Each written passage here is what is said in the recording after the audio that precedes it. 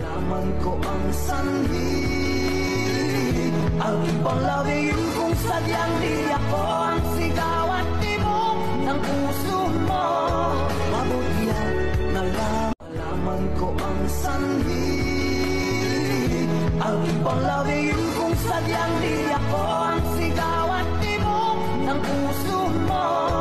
Mabuti na lang malaman ko ang sanhi, ang ipanglawiin kung sadyang di ako ang sigaw at tibok ng puso mo. Mabuti na lang malaman ko ang sanhi, ang ipanglawiin kung sadyang di ako ang sigaw at tibok ng puso mo.